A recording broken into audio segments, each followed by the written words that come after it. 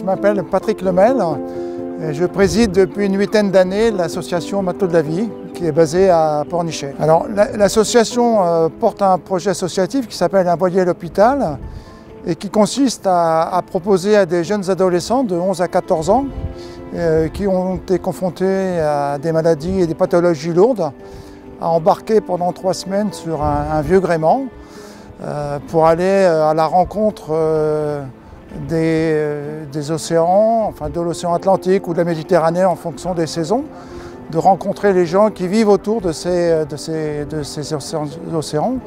Et puis on va leur demander à ces matelots de 3 semaines de partager leur aventure au quotidien avec des enfants qui sont encore hospitalisés dans des hôpitaux qui sont les partenaires de l'association. Majoritairement, c'est des enfants qui ne connaissent pas la mer et donc qui vont la découvrir à l'occasion de ces 3 semaines. En fonction des populations, il y a 2 sortes d'apports. Pour les matelots qui sont à bord du bateau et qui sont plus ou moins guéris parce qu'on n'en a jamais la certitude absolue, c'est de les éloigner de l'hôpital et de leur redonner à la fois confiance en eux et autonomie, ce qu'ils ont quelquefois un peu perdu dans des périodes pas très faciles qu'ils ont vécues. Et concernant les enfants qui sont à l'hôpital, eux, bien sûr, c'est leur redonner l'espoir et surtout l'envie de toujours se battre et de croire que le lendemain peut être meilleur et que, par exemple, comme ceux qui sont sur le bateau aujourd'hui, demain, ils seront à leur place. Alors je pense que le rapport à la mer, il est celui que on est avec des enfants qui sont malades. Aujourd'hui, on sait très bien, et la COP27 vient de se fermer, que la Terre est également malade, qu'il faut la préserver et il faut aussi préserver les océans.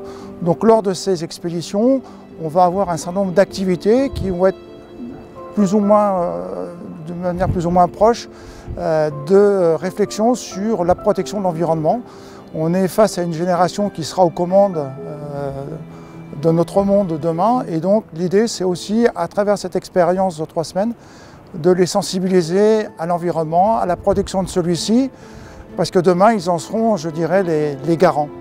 Et donc je pense que effectivement par rapport à l'océan, il y a beaucoup de choses qu'on peut voir à travers l'océan sur la sauvegarde des continents, sur tout ce qui peut se poser en termes de climat et de risque de submersion d'un certain nombre de territoires aujourd'hui. Donc c'est essayer de les sensibiliser à tout ça.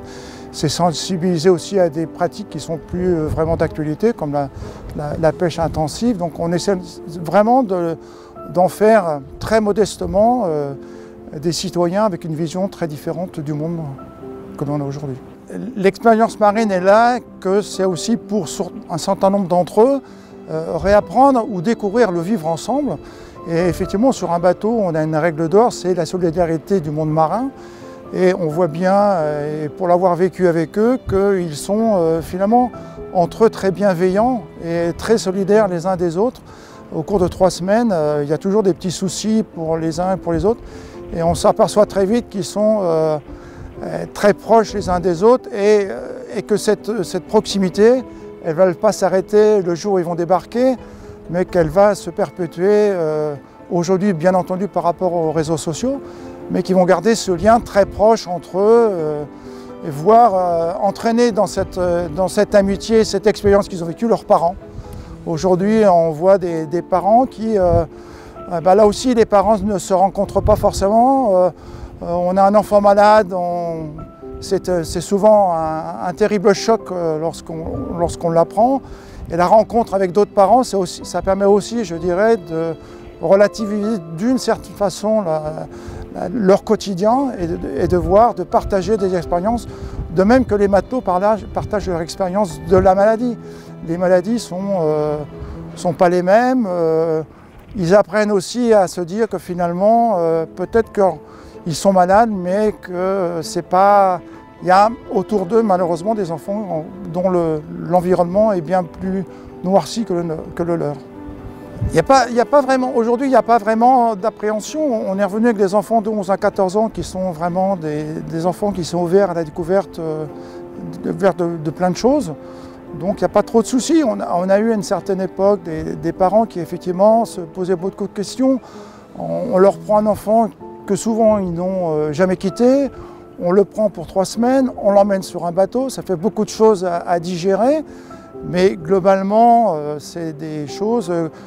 ce qui est très surprenant et en même temps très émouvant et très entraînant pour l'association qui est faite que de bénévoles, c'est le témoignage des parents. On a, après l'expédition, on fait ce qu'on appelle la conférence des matelots, qui réunit les matelots, bien entendu, les encadrants, l'équipage du bateau, les parents.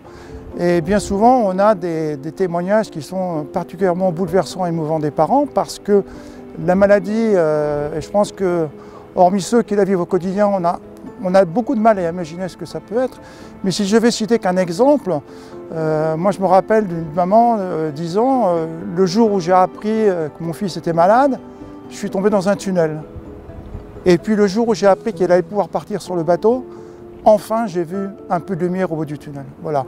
Je pense que ça résume un peu ce que l'association peut apporter à la fois aux enfants qui sont sur le bateau, aussi à ceux qui sont à l'hôpital, parce que là aussi il y a un gros travail qui est fait, notamment avec les soignants, et puis les parents. Je veux dire, aujourd'hui l'association, c'est la réunion, et là je dirais la réunion autour d'un projet innovant, solidaire, d'aventure exceptionnelle. D'abord deux enfants, des parents et puis des soignants. Je pense que sans les soignants aujourd'hui, on ne saurait pas faire ce que l'on fait.